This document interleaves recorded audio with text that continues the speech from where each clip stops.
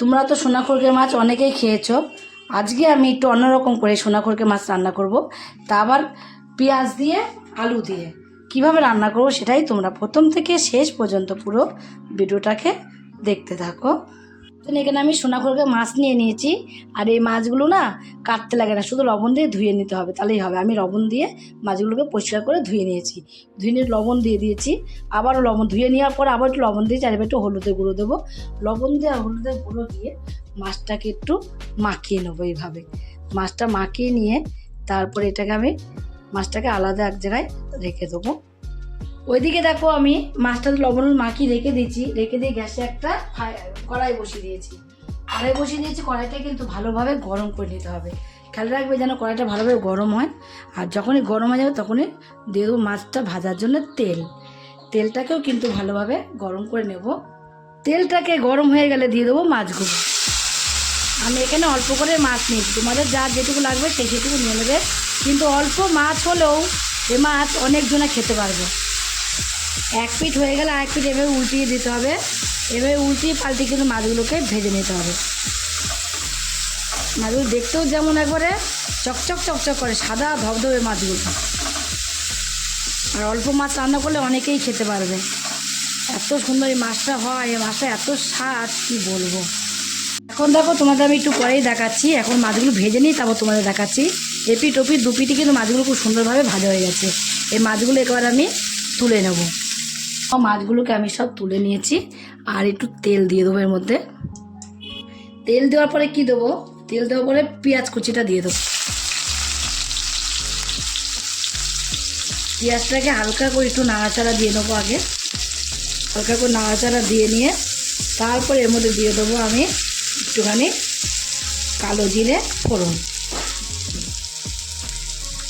কালো জিরে ফোড়নটাকে দিয়ে দেখো এর সঙ্গে নাড়াচাড়া দিয়ে নেবো আর একটু নাড়াচাড়া দেওয়া হয়ে গেলে এবার এর মধ্যে দিয়ে দেবো আমি যে কুচিয়ে রেখেছিলাম আলুগুলো। আর আলুগুলো দেখো কিরকম করে কুচিয়েছে, একদম ঝিরিঝিরি করে। কিন্তু যেরকম পেঁয়াজটাকে কেটেছি ঠিক সেইভাবেই কিন্তু আলুটাকেও কাটতে হবে, একদম ঝিরিঝিরি করে। মাছটা যেমন ছোটো ছোটো মাছ, সেরকম কিন্তু আলুটাকে সেইভাবে ঝিরিঝিরি, পেঁয়াজটাকে সেইভাবে ঝিরিঝিরি করে কেটে নিতে হবে। আর দেবো এখানে আমি কাঁচা লঙ্কা চিড়ে। এবার দেখো পেঁয়াজটাকে আলুটাকে কিন্তু একটু ভেজে নিতে হবে, ভাজাতেই সিদ্ধ হয়ে যাবে। এত ঝিরঝিরি করে কেটেছি, ভাজাতেই সিদ্ধ হয়ে যাবে একদম। এবার দিয়ে দেবো আমি অল্প করে লবণ, আর দিয়ে দেবো হলুদের গুঁড়ো। লবণ আর হলুদের গুঁড়ো দিয়ে একটু নাড়াচাড়া দিয়ে নেবো। তো তোমাদের বললাম না, ভাজাতেই কিন্তু আলুটা খুব সুন্দরভাবে সিদ্ধ হয়ে যাবে। এইভাবে কেটেছে আলুটা ঝিরিঝিরি করে, একদম যেরকম মাছটা দেখতে সেরকম আলু আর পেঁয়াজটা করতে হবে, কাটতে হবে একদম। এবার এবার একটুখানি একটু মশলা দেবো, অল্প করে দেবো একটু জিরের গুঁড়ো, কাঁচা লঙ্কা দিয়েছি, আর অল্প করে দেবো এখানে আমি লঙ্কার গুঁড়ো দিয়ে সামান্য অল্প একটু জল এর মধ্যে দিয়ে দেবো। অল্প একটু জল দিয়ে আমি এই মশলাটাকে কষিয়ে নেব। আর ওর মধ্যে অল্প একটু আদা নিয়েছি, আদাটাকে একটু গেটার দিয়ে গেট করে এইভাবে দেবো। এটা গেটার দিয়ে গেট করে দিয়ে দিতে হবে। তোমরা আলাদা করেও গেটার দিয়ে গেট করে রেখে দিতে পারো আগের থেকে, বা বাটাও দিতে পারো। কিন্তু এটা দিলে না খুব টেস্ট হয়, তার জন্য গেটার দিয়ে গেট করে কিন্তু আদাটাকে দিয়ে দেবো।